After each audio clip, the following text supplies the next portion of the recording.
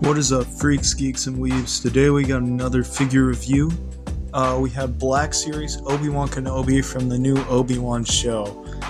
Now, in general, I'm a pretty big Star Wars fan, so I'm a pretty big fan of this figure, especially since Obi-Wan Kenobi is my second favorite Jedi.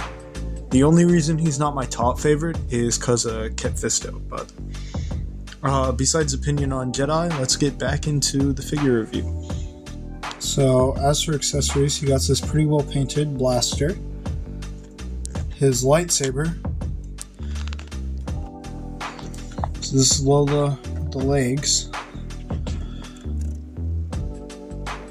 pretty much the same, barely stands. Either way, it's going to feel like you're breaking them when you switch in between. I do not recommend. Lola kind of sucks as an accessory.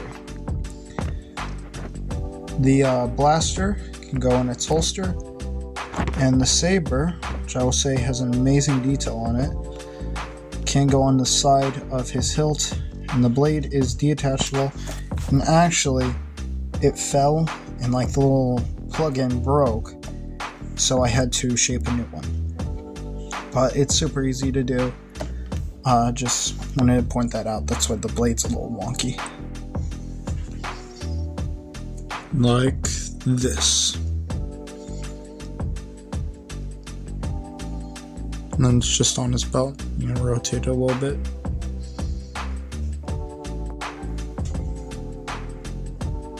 So probably one of the coolest things about this figure, I guess this could technically be counted as an accessory, I don't know why I didn't add it there, but is his cloth cape.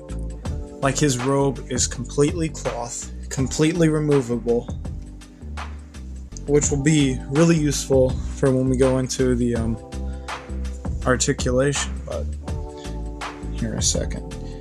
Look at this, completely cloth. This is only like a $30 figure. And this is a really cool cape.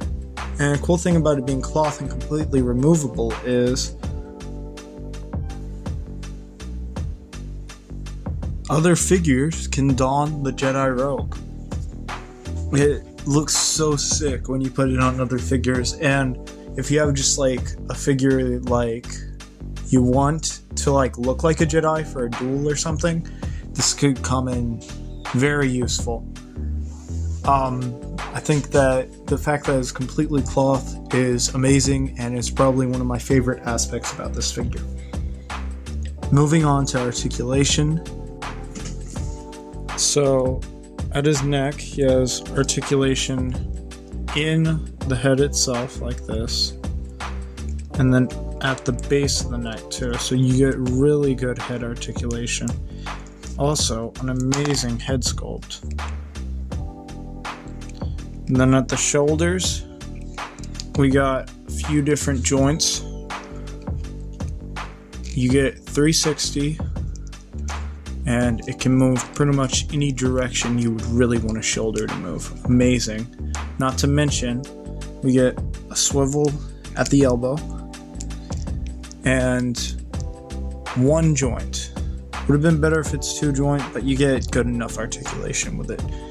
And then the wrist swivel is, I'll be honest, it's a bit hindered, but it still works fine. And as far as the legs go, we got one joint. Here, let me actually get that in focus. One joint at the knee, but it rotates as well. And then we also get a rotation up in the hip. These nifty little slots so that you can bend the leg up. And the leg does go up that far. And it can go back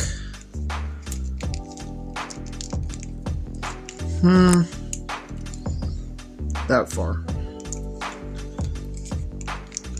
Pretty good split though, and nice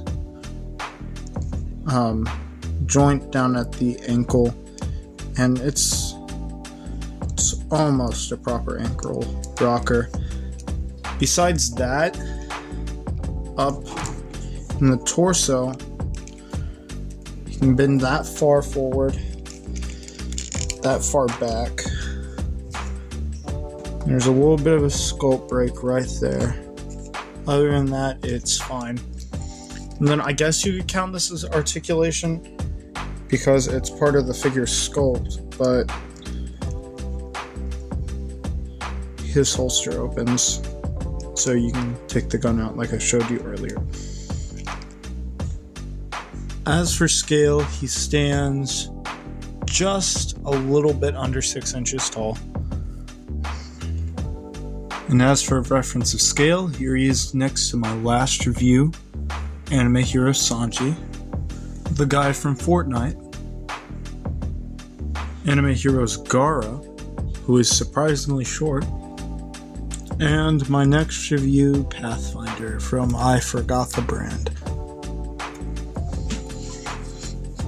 Overall, a pretty awesome figure. My only complaint is he's a little shorter than I'd like, just by like half an inch, but honestly, with all his other features, I can't really even say that that's a problem.